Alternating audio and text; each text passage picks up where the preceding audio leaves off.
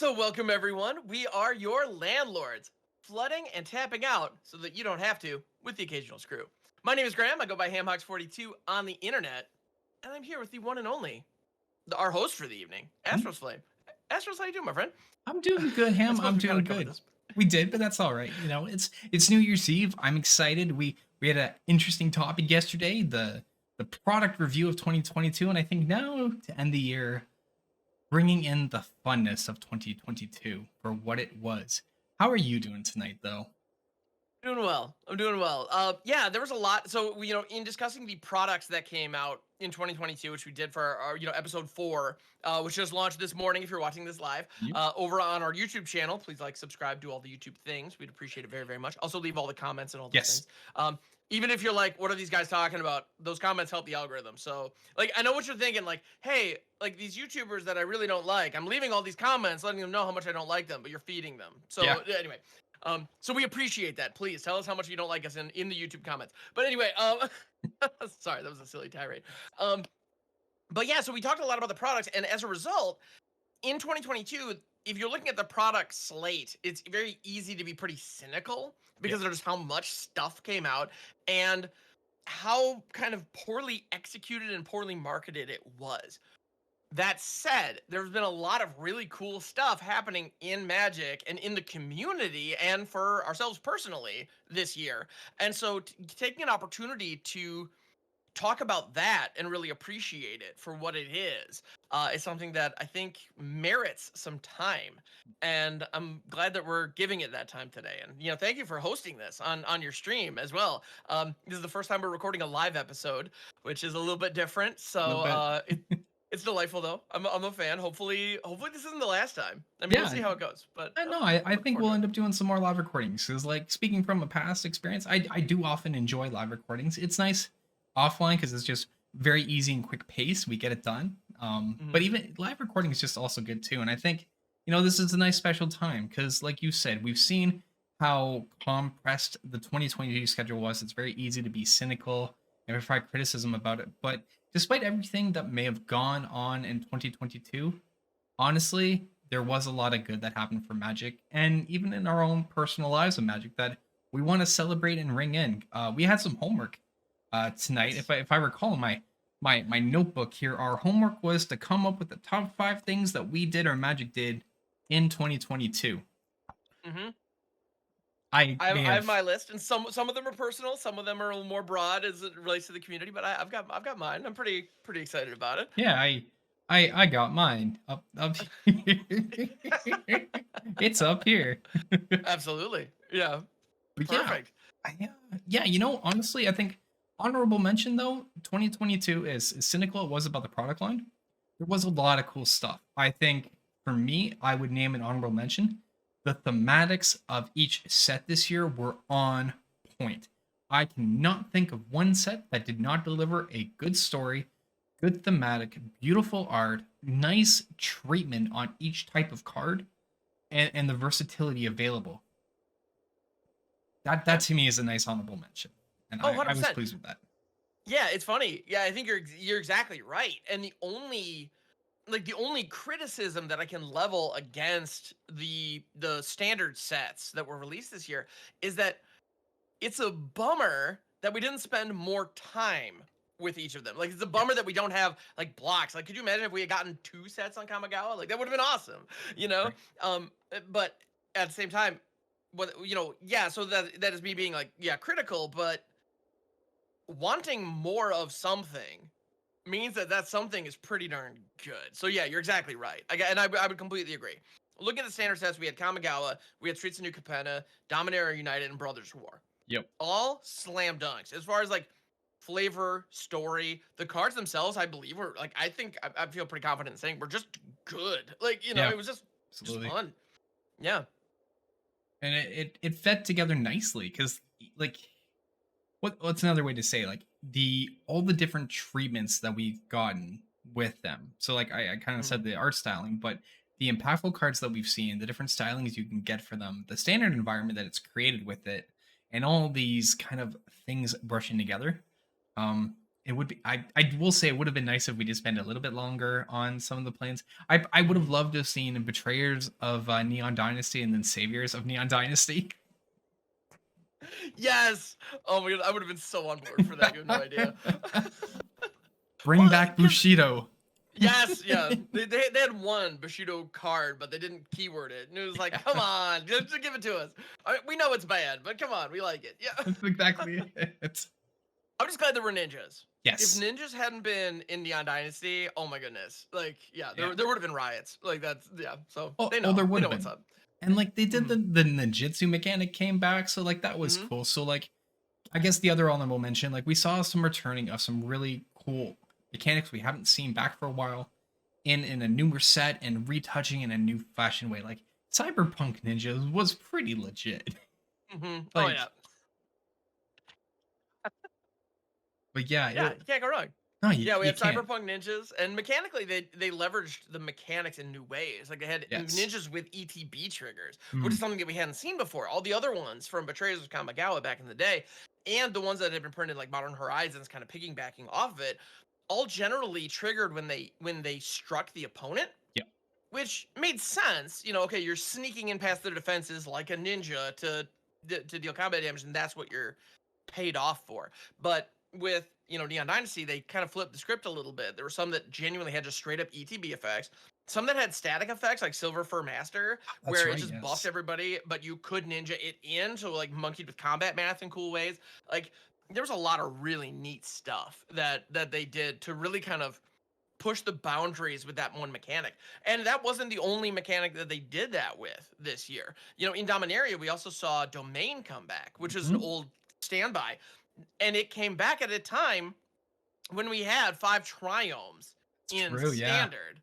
So that was an opportunity to really kind of play with it and really, do something different and unique. And some of those domain cards, I mean, some of them are pretty forgetful, and didn't really have, or forgettable, I should say, and Yeah. didn't really have a home. Like Territorial Morrow is a card that I remember looking at, being like, is it going to be good enough? Probably not. And then it wasn't, like it's all right. But it did the thing. It did. Is a 10-10 for 4 good enough? Turns out, no, it's not, No, it's uh, true.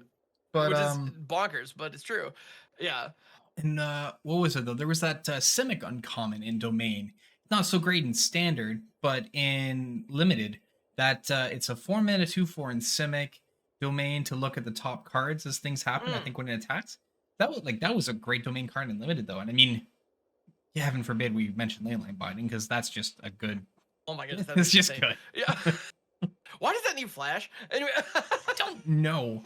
Why does it need Domain? Oh, like Oblivion Ring sees play, and that's 3 mana. Sure, let's stick Right. Flash in a 1 mana Oblivion Ring because that's just good. Let's go. But Right. The idea that I can play my second land tapped and still have a 1 mana Oblivion Ring at flash speed is like, what? Yeah. Anyway. Yeah. yeah, it The was card's better. it was a crazy year to see that kind of stuff. But like that's our honorable mentions. I want to start with you, Him. What's like your first your number 5 of the top 5 moments for you this year? Number 5 for me is one that it kind of piggybacks off what we were talking about a little bit. And that is, I'm gonna make a note to make sure because I don't have them ordered correctly, but that's okay. So the kind of the number 5 for me, the one that really it got me excited, was actually, believe it or not, I have listed Kamigawa Neon Dynasty specifically. I Ah, feel like that set. I mean, we're talking about kind of sets in like holistically, which is cool. But when we look at Kamigawa, that was the original Kamigawa. Saviors of Kamigawa released in 2003. It came out within the first year that I started playing Magic. So I started, okay. and then Mirrodin hit shelves. I was there front row seat for the whole Mirrodin block, which was its own thing. And then Kamigawa picked up. And going into Kamigawa was when I was fully invested. I felt like I had a pretty good feel for like what a good card was, what a bad card was, and I really loved this Magic thing. Like it was starting to become a part of who I was. Like this is really what I'm into. And then Saviors came out and I fell in love with it. Like I didn't really know Okay. anything about Japanese mythology going in, so I was kind of, I was kind of an ignorant Westerner going into it. And I'm going to say that past tense as though I'm not still very much so. But but seeing the different artworks and seeing the kami represented in these interesting ways, and seeing the different mechanics, like seeing things like Soul Shift and Bushido and Ninjutsu ultimately when Betrayers came out, it was fascinating. And then Indestructible had like just shown up in Darksteel, so that was still relatively new. And seeing how they were True. leveraging that mechanic in cool ways, the spirits versus non-spirits. Like I remember looking at Rend Flesh and thinking this card is insane because it was 2 and a black, just destroy target non-spirit creature. At the time when Yeah. like Dark Banishing and Terror were like the tippity top of removal, This that card was terror. busted. Good old Terror, right? Yeah, I gotta love it. So yeah, Ren Flesh was like amazing. Like, what are the chances that the thing my opponent is running in our casual, goofy format happens to be a spirit? Like in Kamigawa Limited, chances are pretty high. Outside Yeah. of that, pretty darn low. You can probably ice it with this. So that was a pretty great piece of removal back in the day. Obviously, it hasn't aged super well, but it was interesting. And I got a kick out of it. I really enjoyed that set. And then looking back on it, or even in the moment, there were a lot of cards where I remember looking at it like, this is terrible, right? And people were like, oh yeah, for sure. And like, okay, I'm glad we're all on the same page there. And so it became very clear, even pretty early on, like, we're probably not gonna do this again. Yeah. Like this is a moment where we can enjoy what we get, but they'll never reprint Sensei's Divining Top, or at least I thought so at the time. They'll probably never Yeah. reprint Umezawa's Jite, because those cards are incredibly busted. Meanwhile, things like Lord Kanda is like a 3/3 indestructible for 7 or whatever it is. It's got some bonkers Bushido, but like, if I attack with it, it's like, so my choices are I either take 3, or you get to like just freely deal 13 damage to one of my blockers, like, and then possibly give it trample. How about I not do that and just take 3 damage? Like, well, I'm glad I paid 7 or whatever for this. Like, the card just doesn't work, Right. and there are a ton of those in that set. Yeah. And so like in the last couple years, and like when I got back into the game a few years ago and really like fell back in love with Magic, I knew full well Kamigawa was going to be this memory, this part of the past, and we'll never revisit it. And so, as you can imagine, in like 2021, when Wizards announced the sets, and they announced that we're going like Kamigawa Neon Dynasty, I was like, "Are you insane?" Those are words I never I never expected to hear the name Kamigawa coming from Wizards ever again. And then the set was a banger, and to the point where I have no doubt we are going to be going back at some point in the future. Oh, Like that was just such a 100%. success, and everybody loved it. And so this little plane that I fell in love with as this fledgling Magic player is now like breaking new boundaries in like what kind of themes we can put on Magic cards and redefining how the game works, and it's widely celebrated. Holy cow. I love that set for what it stands for. I love what it's done to this game. And I just love living in a world where Kamigawa Neon Dynasty is a part of my favorite game. Anyway, so a love letter to Neo. I just think that set was amazing. I love that. Yeah. I love that. Like the impact of seeing what you enjoyed back in the first days of starting to what it is now, and the essence of transformation from what we saw into what probably was hailed as one of the best sets of this year Mhm. and in the last few years too. That's awesome. Yeah. Well, and the way that they leveraged the sagas, it Mm, tipped an true. homage to the history. They didn't just like rewrite it. They didn't just go to a Japanese cyberpunk plane and call it Kamigawa. I mean, the Kami War is an incredibly powerful, splashy card that you like to like that we like to resolve because when it hits the board, like crazy value goes burr. But at the end of the day, the Kami War were the events of the 3 novels that were printed Yeah. alongside the original Kamigawa block. And we have like the Fable of the Mirror Breaker. Like Kiki Jiki was a character that was introduced in Kamigawa. And so he was one of the Aki like leaders, but one of the goblin, chieftains or whatever, like goblin shamans back in Kamigawa. And so like here's this retelling of this character from history. Same with Toshiro and That's true. Azusa, all these characters that they referenced in these sagas in very referential or very like reverent ways. I thought that was so cool. Like, so they kept the flavor that I fell in love with and put rats on motorcycles. It was great. Yeah. That's And I honestly though, I got to admit that was something. It was like the tales of the past etched into these sagas for saying what happened to what is the future, and then rats on motorcycles. Yeah, it's great. Like, I'm so in. Yeah, and we're in gigantic mech suits now. Like, sweet. All right. Also true. Also true. Yeah, I'm into it. Yeah. So how about you? So what was your kind of number five listing? What was your what item comes to mind for you for So where we're starting off today? it's actually related. For Okay. me, it's kind of Kamigawa. It's every set that's kind of come up, but it's a little bit more general. It's the new dragons of each set that we have seen this year. Because to me, this has been one of the best years for different dragon creatures we've seen in a standard environment that are accessible, playable, and versatile and usable. This isn't just like, hey, here's this random Corval that was in a brawl deck that you kind of play a 1 to 2 of. No, we're seeing like there is Owl the Dawn Sky featured in Esper. Junji is played in like mono black and some mid range lists. Atsushi makes its way into red. Kaibi sometimes is in there, and Kura is a sideboard card in green when green is okay. But nonetheless, that's in. Ziatora exists to fling things. We've got the Tyrant of Care Ridges and like Big Red slamming down this dragon. Like, I love the fact that the dragons that have come in have been so impactful in a standard environment. That to me has just been sweet. They've hit the nail on the creature type for this year. And I know I'm biased on that, but like it's made me happy. No, that's awesome. Well, and I think they're affordable mana wise. Like at Sushi, 4/4 for 4. Like we've seen 4/4 for 4 red dragons in a ton of different sets, but that's kind of become a staple. Like I think it's on like some kind of like Wizards punch card when they're Yeah. creating a new set. It's like, what's our 4/4 for 4 dragon in red?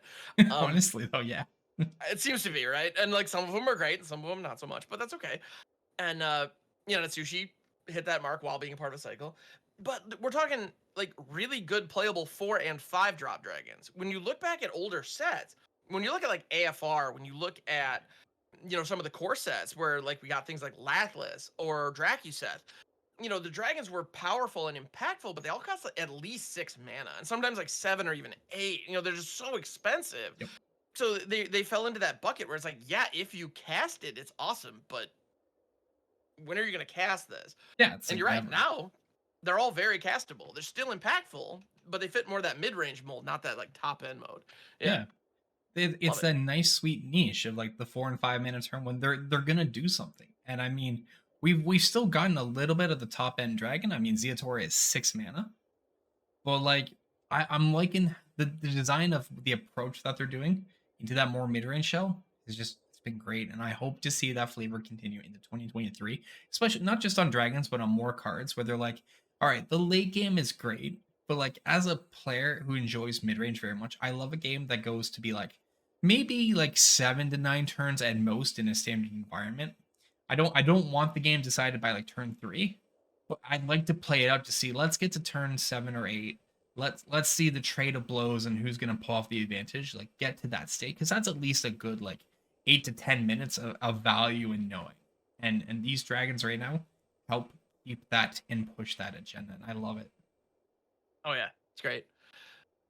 Good stuff. Yeah. All right. And actually it's this wasn't on my list, but I think I might have to add it.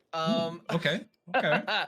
One thing that it's easy to complain about, but for me, number 4, the next one on my list that I would like to discuss, is the current. Well, maybe not the current, but the fact that standard post rotation became a very mid-range focused meta. Mm-hmm. A lot of the time people are complaining right now because like, well, aggro doesn't really have a place, or control really doesn't. Mostly control, to be honest. Control's like really tough to pull off right now. Yeah. Because threats are just so efficient and so strong. But at the end of the day, we say it a lot, or you hear it a lot when analysts talk about what makes a healthy meta, and people talk about mid-range being kind of the goal. Like if mid-range is healthy, that is usually an indicator that the other archetypes have some flexibility, have some play, and that usually means that the types of cards and types of decks that you can put into that meta are going to be a little more flexible, which is ultimately what we're all looking for, right? Exactly. Like when a combo deck reigns supreme, or when a control deck reigns supreme, nothing else tends to exist. Or like there's like maybe one other deck that like preys on that top tier combo deck, and that's it. And your choice is either you run the thing or you run the thing that beats the thing and hope you get paired against it, and that's the whole meta. And that is terrible. You're playing a coin flip, not Magic the Gathering, and we don't want to see that. Yeah. And we have seen those metas in recent history. I mean, the most obvious, like the biggest example of that was Oko, which was a couple years ago now, but absolutely happened. It was very real. The other one that I would cite in that was Alrund's Epiphany. Ooh, that's a very true one. Yeah, the Epiphany meta was really unpleasant to play. If you were bringing anything other than an Epiphany deck, like you had to kill them by like turn 4, or they were gonna Galvanic into Unexpected Windfalls and just out. And then before you know it, you're like, okay, if I like next turn, I have them dead by like 10, and there's no issue whatsoever. And then they Galvanic into Allruns, and they have this huge army of birds. They have 2 turns teed up, and then Hullbreaker, Horror, and Lear show up, and you're like, why am I still playing this game? Like, why am I even playing this game? That was and by the way, when I say why am I playing this game, I don't mean why have I not conceded this individual match yet. I mean, why am I still logging into Magic the Gathering Arena? This whole experience sucks. And that is a feeling that we have far less when you are in a much more diverse mid-range meta. And so it's easy to complain about the standard meta as just getting stale, because at the end of the day right now, it is the Sheoldred show. However, but even then, the Sheoldred show is nowhere near as oppressive as the Epiphany show was. Like, big time. It just isn't. I would take Sheoldred over Allruns any day. Like, Me too. Just no. Yeah, Allrun's Epiphany did not die to go for the throat.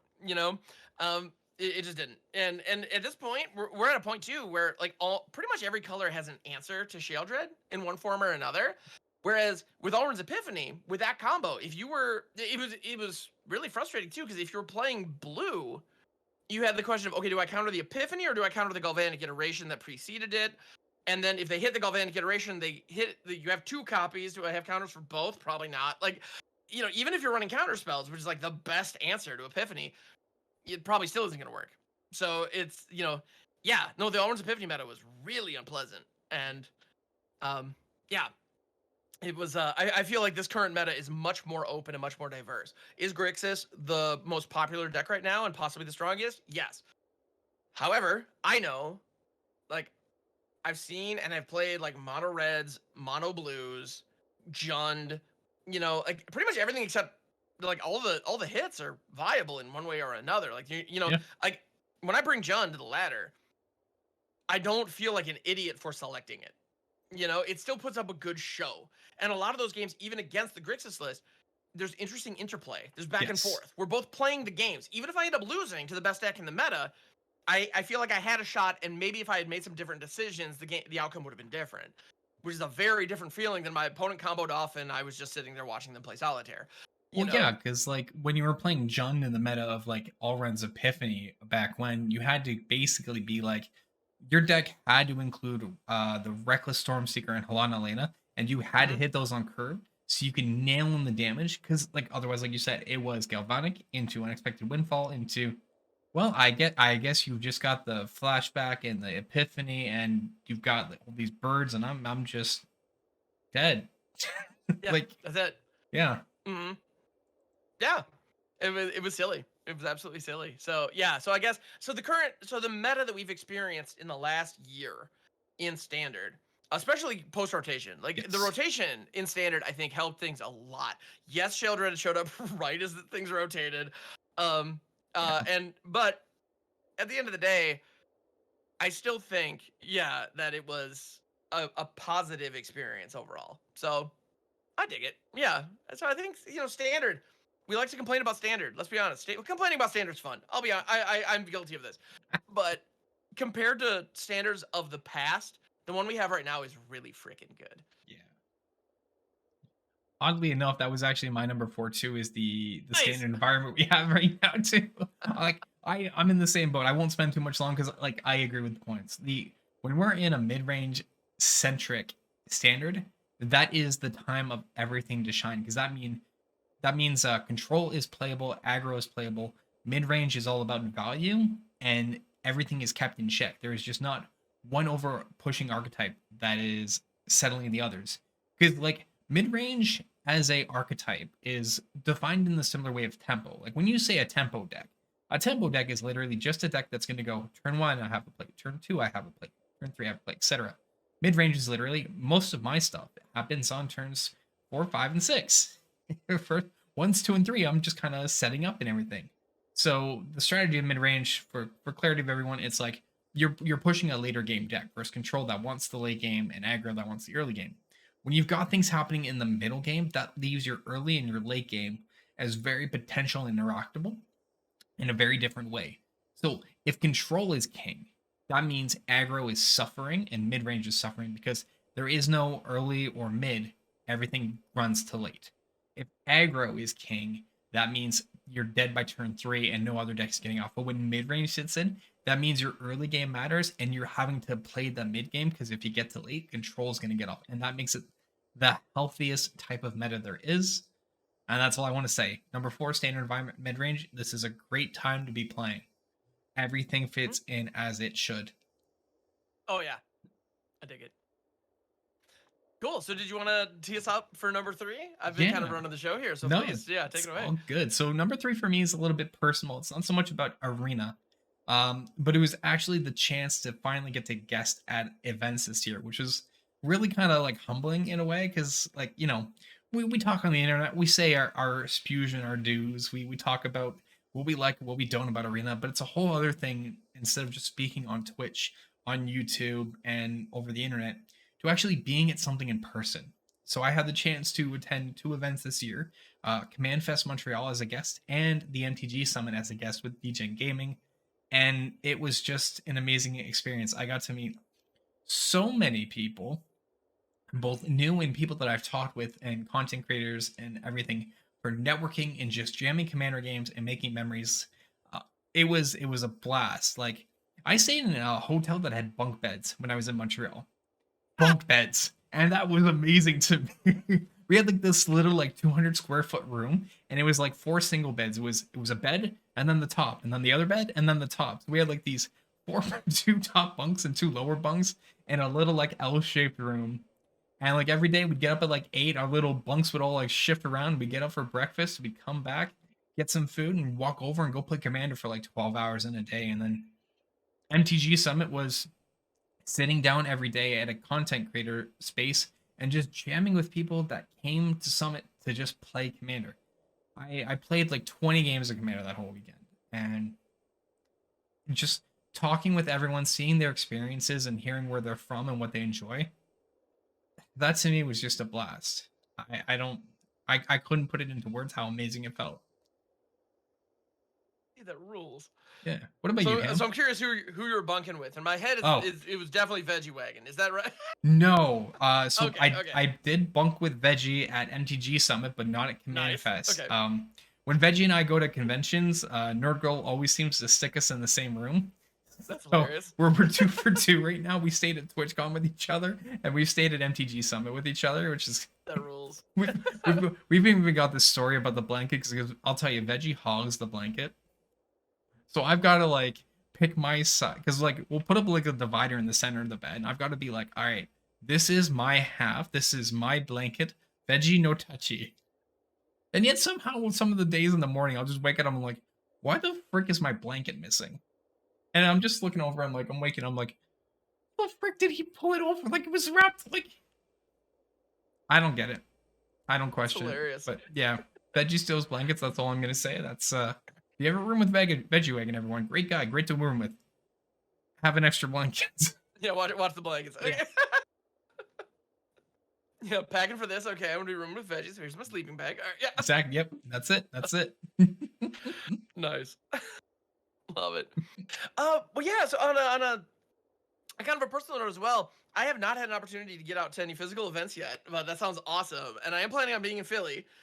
Yes. So I'm looking forward to that. This is gonna be my first go around. Y'all get to see me in person there, so I'm looking forward to that. It's gonna be a lot of fun.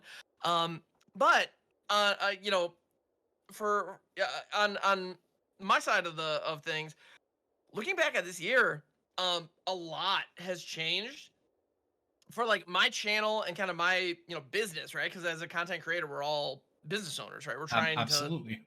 launch legit businesses. Um, and it's funny when I talk about my Twitch channel as a standalone business. It's one of those things where I kind of almost find it hard to like take that seriously even, and I'm expecting to other people to as well. But it's like, but it is like it It is. is a legit business endeavor. But another thing happened this year for me that is a like inarguable, like there are like tax documents on file. It is a business that I did actually help launch, which is magicjank.com. Ah, Um, that's right. That's yeah, right. so that was a big one for me. That was it was funny. A number of months ago now, somebody who I recognized from my stream chat like just reached out to me and said, "Hey, I'm working on something, and I'd like to partner with you on it." And Astros, I don't know if you've gotten those kind of those kind of DMs before, and like it's easy for me to think like, okay, somebody wants to start a podcast or somebody Mhm. wants to start a YouTube channel, and they want to piggyback off of my audience. Like, all right, let's see, let's hear it out though. Let's see what this is about. So I was like, sure, like tell me what it's about. And he's just like, so I'm a web designer and I want to build a website, an e-commerce website where people can buy and sell magic cards. I was like, okay, was not expecting that. Tell me more. And he showed me Okay. some of his other work. And turns out the guy's a brilliant web designer. And if you want to see his work, magicjank.com is now live. It is a marketplace where you can buy and sell magic cards and products. And yeah, and so I partnered with him to make that happen. And it's pretty cool. It's a really neat opportunity. It was cool to be part of and like kind of be front row and see that happen. And if you do actually order any cards from that website, little peek behind the curtain, I will be the one packaging them up. If they're sold by Magic Jank, you will actually be getting them directly from me. So if there's any like, Yo. yeah, so if there's any like cat hair under the package tape, that is my cat. That's That's and like as a result, if you would like to have like assigned, land or something, let me know because I can include it in that. So that was a cool business venture that was outside my comfort zone, and we're still working on it. There's a lot to do, but we launched a couple months ago, and it's been a really cool endeavor. So that's been a big part of kind of my day to day the last few months for sure, and it's a blast. And yeah, and with it, we're also like getting in touch with other streamers to help. It's kind of like sponsored, streamers and affiliates and stuff, and it's an absolute delight. So that was a big step. That was a big change. I've had a number of other big changes. Like I'm starting to guest on like EDH shows, which was new for me. I hadn't done that before. That's a thing. Late last year I started doing commentary for the Pizza Box as well, yeah, and that's yeah. become yeah, and this year I think I really kind of turned the corner and went from a dude he has on from time to time to being one of the mainstays on that channel. Like at this point, Hollywood Pizza, the host of those shows, like he just tells me a schedule. And unless I tell him I'm not going to be there, I'm there, and I love it. I wouldn't have it any other way. It's awesome. So yeah, this year's been a big year full of a lot of growth and a lot of changes, and it's been truly delightful. So yeah, so that's kind of my little getting a little getting a little The heart. sentimental on on my accomplishments for the year. So I've yeah, got good stuff. one question. Fire away. What you got? How much is that limited edition cat hair going to be worth when you're like famous partner and like million subscribers? I'm just saying, I if mean, y'all have this limited edition cat hair from Hawks's shipments, y'all should hang on to that. I Man's going mean, places and gonna be famous, so one of the things too, actually, at MTG at MagicCon Philly, where I am planning on being next year, I do plan on bringing some signed cards to hand heck out to people yeah. who find me. So I am planning on doing that. So that is a thing. If you're interested in a yeah, in a card, or if you want me to scribble on yours, I'm more than happy to. If you want me to sign your Ugins because of how much I freaking hate that card, ironically, I'm more than happy to sign your Ugins. So anyway, I just yeah. swallowed my gum. Sorry about that. Well, But there you anyway. go. But yeah, so no, so it was yeah, it's been a good year. Personally, things have been growing and things have been moving and shaking in a pretty cool way. So yeah, good stuff. I gotta agree with that, and I feel like it's only gonna get bigger and better as like some of the new stuff we've kind of seen. Like my number two here is the new commander decks that got people into more Commander this year, not the Wizard product. So, something I kind of do on the side is on Twitter, I'll do a Commander deck giveaway every couple months. It's like 50, $100 kind of value. A person will tell me the Dragon Commander they want, and I'll build the deck around it. I don't ship the basic lands of the Commander with it because if they name the Ur Dragon, that's an $80 card, and I'm left with $20 to make the deck. Doesn't give them much. So, like I'll brew up the deck, I'll pay for the deck, and I'll have it shipped to them. And just the amount of interesting things that people have asked for the decks to be done this year has been great.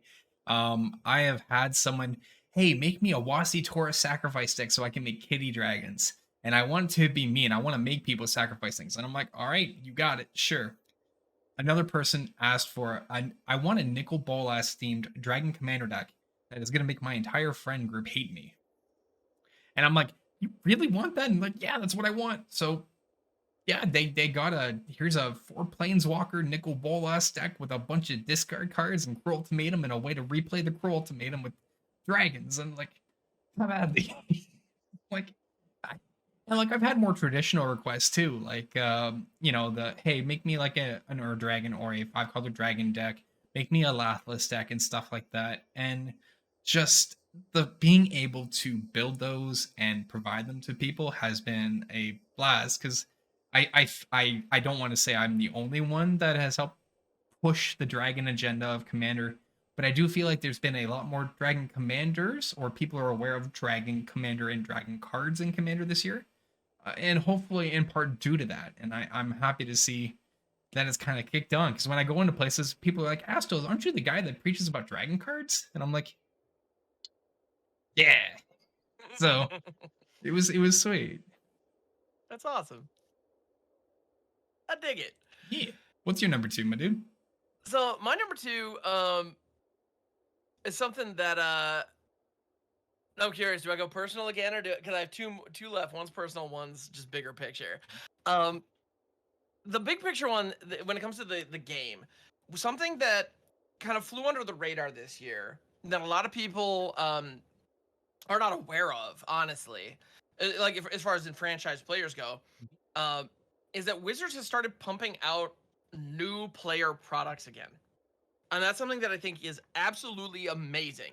The market for new players is not a lucrative one in the short term, but long term for the health of the game, it is critical. And one of the things that I want to see is I want to see new players getting brought into the game. Like my favorite thing as a content creator who is preaching about Magic all the time, my absolute favorite thing when I am live or when I'm, in Discord, hearing somebody say, I got back into Magic because I was watching your stream and it looked like fun. Or I've never tried this before. Can you help me out? It's like, absolutely. What questions do you have? Like, let's get, let's go for it. And that's why sometimes if you tune into my, if you tune into my YouTube content or if you watch my stream, sometimes I will explain what individual cards do or how individual cards operate. If I'm doing that, it's because somebody in chat has expressed that they are a new player, and I want them to fully understand how everything works. And yes, I am catering everything to that individual in that moment.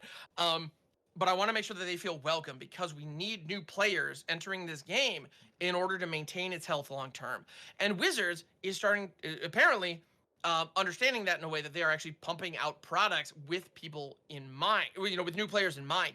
And I don't just mean like Jumpstart, because like the Jumpstart products, Jumpstart 2022, those are clearly designed to be useful for new players. Like they are not a bad place to jump in, and it's the name Jumpstart. I mean, let's get you started, and but they also have a bunch of unique cards that franchise players want. So okay, and a bunch of reprints that are valuable. So those are kind of half in, they're good for new players, but let's be honest, we're also trying to get the franchise players to buy these. Unlike Game Night's Free for All, which is a box that they put out near the end of the year that a lot of people weren't talking about because it's not for franchise players. It's just not. It is a box that you can get, alongside, your D&D starter sets and your Cards Against Humanity or whatever else that you just want to have around the house. If you just want to have Magic to play with your friends who don't know anything about Magic, it's a box that has 5 monocolor decks in it that are like very friendly to new players. And you just they're just they're 60 card decks that are just pre-constructed to be relatively straightforward and easy to play. So you can just sit down, pick your favorite color, and jam some games. And that is huge. We need those kind of products because that's where most players start. And so 100%. we need to be able to have something that can just get people in the door. Like that is so important. And it's one of those markets that they're not part of the discourse.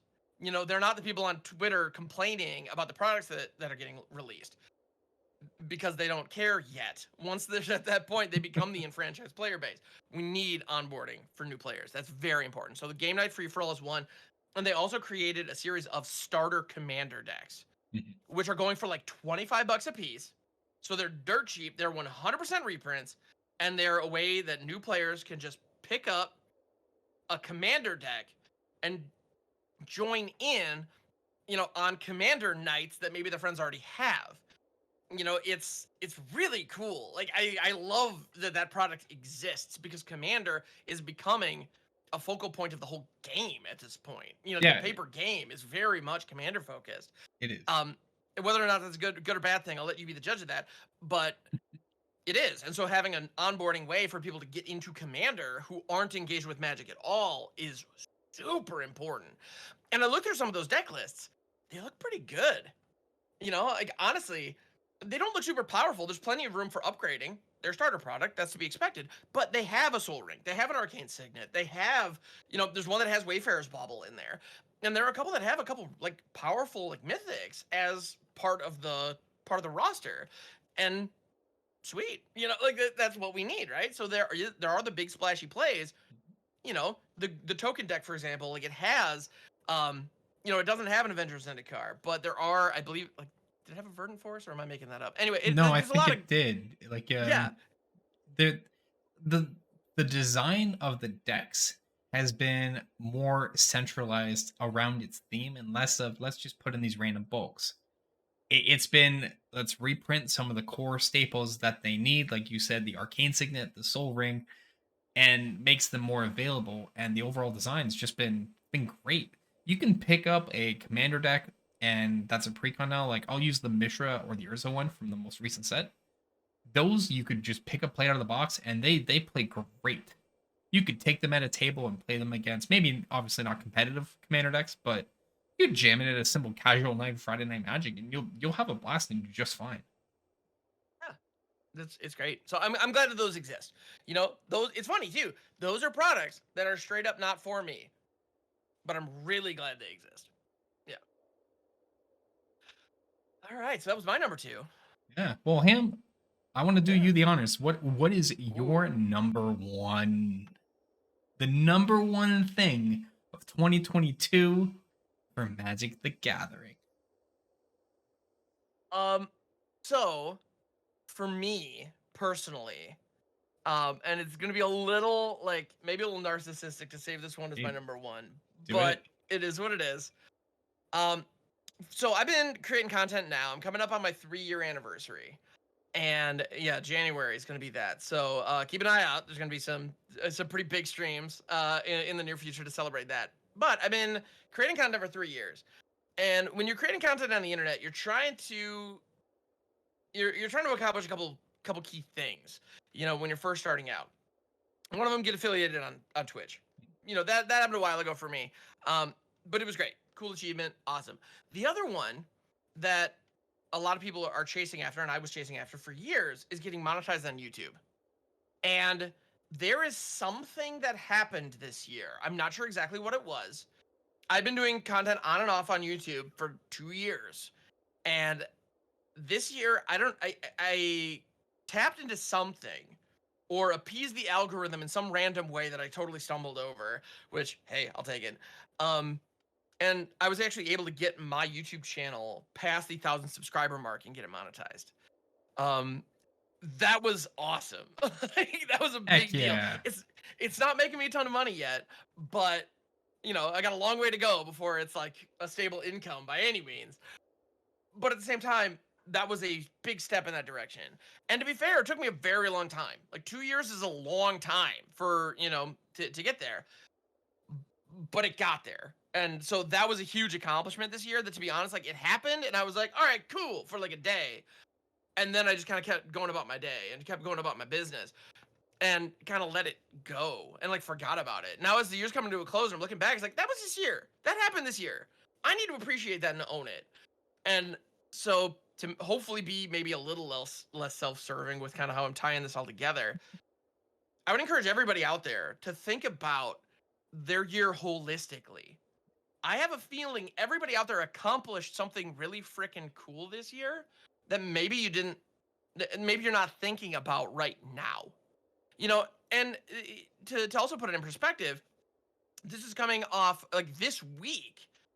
I got a letter from Twitch denying an application for partnership status.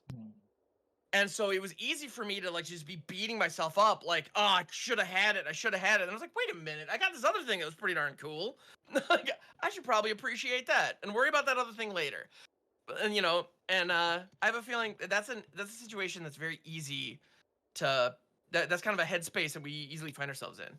Another accomplishment for me this year that to kind of help you to kind of point out that sometimes we need to reframe things.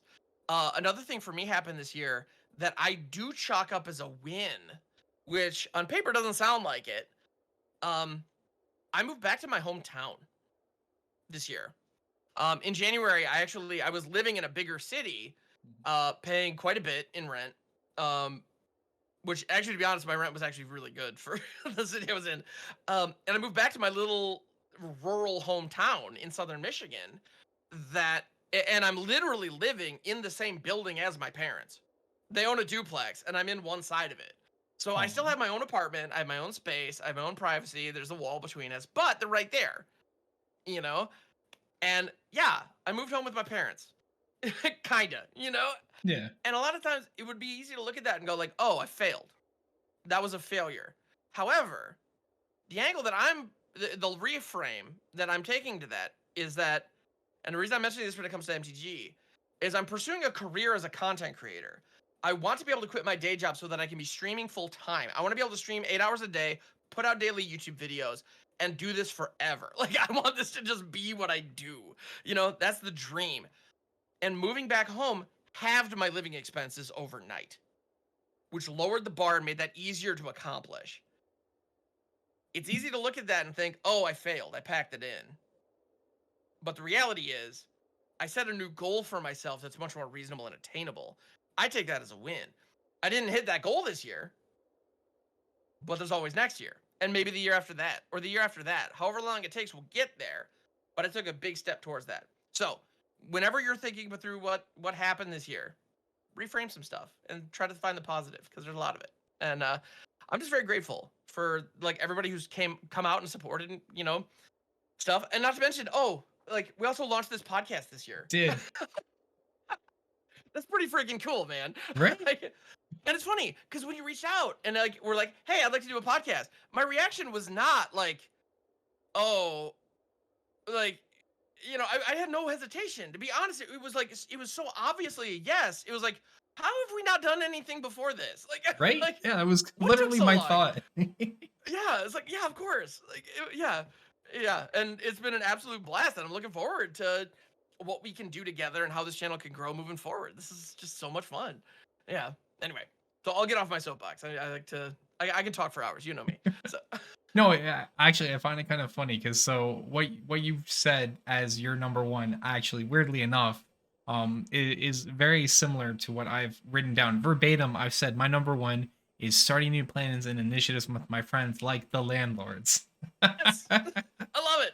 Like, there's a lot of cool things that have happened this year between traveling that have happened in Arena, but the most fun that I've been proud of or happened is the collaborations with friends, being able to go on and chat with friends on their streams, help people get started up, start new initiatives, and like starting up this sweet podcast that we've got 5 episodes in, it's still going strong. We've got our little nicks we got to figure out because YouTube is a pain to kick in the algorithm. But you know what?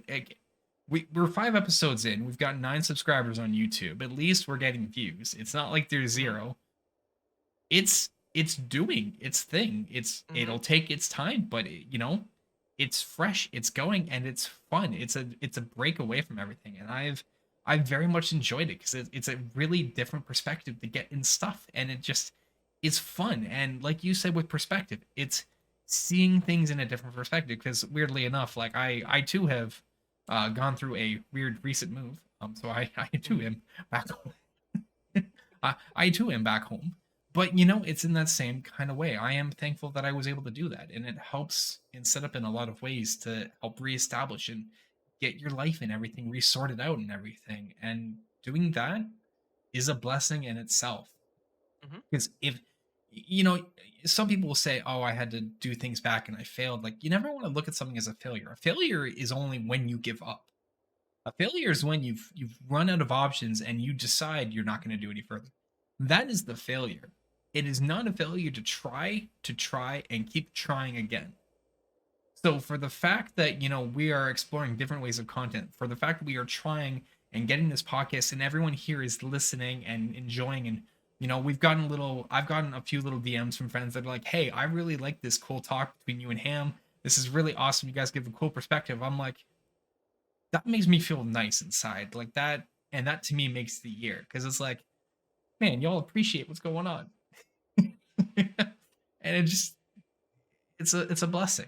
Perspective of life, for things that may have been bad, there's the silver lining, and it's been good. And yeah, my number one is it's been awesome starting things, and I'm happy to have started the podcast with you, my dude. I'm happy we finally got to collab on something. I don't know why it took so long. Right? It was Considering, kind of a no-brainer. It's like, yeah, of course we need to do this. Like, yeah, oh yeah, yeah, duh, yeah. this is not really a mention on the list, but it's kind of related. So like, it took us so long to finally do something. It took us so long to finally start something, and we did. I gotta ask. I've had a few people DM me in the side and be like, "Are you and Hamhocks brothers? Have you gotten that question at all?" I haven't, but I can see it. Like, Right? Like the hair and the glasses. Like, yeah, the I'm hair. like, That's yeah. like kind of okay. Yeah, all right, I can buy that. Like, I've had like yeah, three people asking me in DMs. It's like, "Are you and Hamhocks brothers?" I'm like, "No, but thank you." yeah, that's hilarious. I love it. Yeah, Unrelated, but it's funny. that is funny. I'll take it. Yeah, I take it. Yeah, super cool, man. And yeah, no, this show is awesome. And when it comes to like YouTube, one thing I've noticed is, I mean, the algorithm ultimately wants to support people, or they want to promote people who are consistent and just constantly putting stuff out. They don't want to get a viewer hooked on somebody who isn't gonna produce fresh content. So it just takes a while for the algorithm to like trust, oh no, they're coming back. Like, okay. And the other thing I've noticed is when I have one video like pop off, I'll get comments and like fresh views on past videos that the Yeah. algorithm starts pushing again.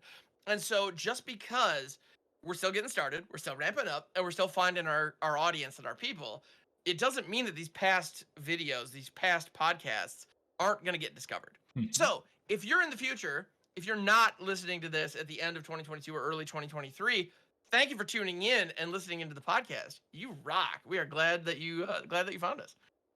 If the year is now like 2040 and you are listening to the landlords, I want you to DM one of us if Twitter is still a viable space or Discord has now finally taken the world over as the appropriate social media platform that we all need and love. DM us and just tell us, "Hey, Mhm. I saw episode 5. I want a free mountain and a free pizza." We'll make it happen. Yeah, we can't Free we pizza. can't maybe We'll not the figure it out. pizza, but we'll get the mountain. We'll get your free mountain. So if the and quote me on this, chat, if the year is 2040, landlords is going because it's gonna be going, and you re-listen to this, DM one of us. We'll get you a free mountain. I don't know what version of Man. art or full art or what plane it's gonna be with some art styling or what. I mean, maybe it'll be ghost rare mountain Yeah, like a and like three-dimensional like yeah, hologram, hologram mountain. mountains, whatever they are. Yeah, man, dude, in 18 years we're gonna be sending out so many mountains, my dude. Like, I'm here for it. Let's do I'm it. for it. I'm for it. I'll sign mountain for days. Let's go. Oh, 100%. Yeah, let's go. Awesome. And you know what? For like, yeah, actually, who knows? Like, at that point, so we have triomes now. We need Are we quad gonna roams. have like, yeah? Are we gonna have like quattromes? Are we gonna have ones that like one lands all 5 that happens to be a mountain? I would live If for that's the that, like thing, we might have actually. to. I would live for that, for there to be like a set of quadromes that are now 4 land types that comes into play tapped for 2 turns with cycling 4. Exactly, they come into play tapped with a stun counter on them. Yes. Yeah. Oh my goodness, that'd be so awesome. Wouldn't be good, but it'd be freaking No, but hilarious. it'd be fun. Like my man is gonna be set, but for right now, I pass. Yeah. The year's 2040 quattro roams are now a thing, cycling 4, and they come into play tapped with a stun counter. But they tap for 1 of 4 colors. 1 of 4 colors, yes. I'm so into this. I love it. Oh, that's gonna be something Oh my great. goodness. But actually, like even then, we're talking about stuff that happened this year. Talking about innovation within the gameplay, stun counters, shield counters, those are all new this year. So yeah, anyway, the a types lot of of counters innovation. we've seen, Mm-hmm. it's been very Yeah. expansive. Like Yeah, a lot of different types of counters. They're getting. It's funny. There was a time when like everything was a charge counter or a +1/+1 counter. And yeah, oh my goodness, we are so far past that. Yeah. big time. Oh, and even the cards that affect the different types of cards available. Like I know Vorinclex wasn't exactly 2022, but from Vorinclex to what we see now, we have seen cards that interact with counters in different ways. We have seen cards that add counters in new ways, like Toxrill, later 2021 again, but so many different types of counters this year. Like you said, the shield counters, things that remove any type of counter that interact with counters, more permanent type of interaction, like invoke despairs and stuff. It's just it's evolved in so many ways. I guess you really could say the game is mutated. Ikoria may have mutated more than just the creatures. Maybe it mutated the multiverse. It seems that way, and I gotta be honest, I enjoy it. It's definitely I pretty do fun. too. Yeah, it's super cool. Now, here's a question to the audience for those that are listening and want to comment on the videos, because we like the algorithm favoring us, and we hope you favor us too if you're listening. What were your top 5 moments? What was, if not your top 5, what was your top moment of 2022 in Magic? Was it something personal, something in the game? Was it a cool memory? Let us know. We want to hear about it. And I think what, I don't know if maybe anyone knows this, but the landlords actually have some pretty sweet merch available.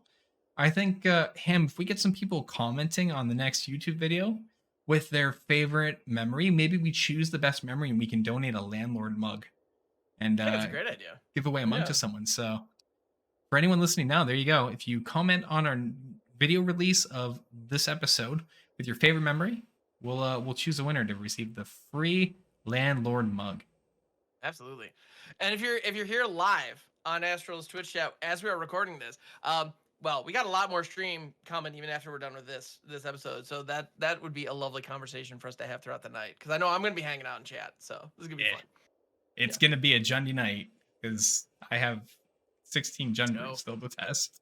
Sweet, dude! I have no idea how you're able to like get that much out of one color combo, but I love it. I'm here for it. I don't know. I don't know how I spent 2 weeks at the start of Brothers War making 80 decks. I really don't. But they're still there. I'm working through them. And they're all different. It's not like there is like the same, like a slight soapbox before we finish. There is like the same-ish 8 to 10 cards per deck, but there is like a fundamental different strategy in the decks. And yeah, I don't know. It's a thing. Anyways, I'm not going to soapbox any longer. 22 was great. That's the bottom line. Yes. Ham? 22 had a lot of great stuff going on. Where can the people find you in 2023, the future? Yes. So in the future, you can Google Hamhocks42, and I'm probably gonna be the only thing you find. Which is why I put the number in the name, by the way. Makes it much more Googleable. But if you want to go direct, twitch.tv/Hamhocks42. I stream over there. As of this recording, I stream over there 5 days a week. If you are listening to this in the year 2040, who knows? Maybe it's 7 days a week, or maybe we even have an 8th day at that point. I have no freaking clue. But I don't know what my schedule will be, but that's where you can find me and where you can see it. And I have no doubt I will still be streaming in 2040. I just have no idea what the schedule will be. Anyway, So twitch.tv/Hamhocks42. I have my own personal YouTube channel where I do individual card deep dives and discuss crazy rules interaction. So if you want to find like a goofy combo that that your EDH playgroup is not going to expect to see, I might have videos that can help you out with that. Or if you're wondering, hey, this new card, how does this interact with such and such? If you don't see a video on my channel about that, please DM me and I will make one. Because that's the stuff that I find most interesting about the game, and that's what I want to be, the kind of content I want to be putting out in the universe. So Astros, how about you, my friend? I mean, obviously, if people are watching this, they know where to find the landlords. Sure. And if we're live on stream, they know where to find the stream. But where, for folks watching on YouTube in the future or anywhere else, where can people find you? Y'all can find me on everywhere. So Twitch, Twitter, TikTok, Instagram, and YouTube. Obviously, you know that they're there at Astralsflame. I'm doing the MTG Arena thing, the Commander thing, and I'm spreading the word of Dungeons and Dragons, as you'll always hear. Your deck should have a dragon in it. If it doesn't, you're not playing Magic right. I don't actually mean that you're playing it wrong, but I mean you could be playing it more funly. Anyways, that's where you can find me. But until then, friends, and coming into the year 2040, as the landlords continue to prosper, feel free to drop us a follow and subscribe to get a heads up on our next listing. And until then, we are your landlords.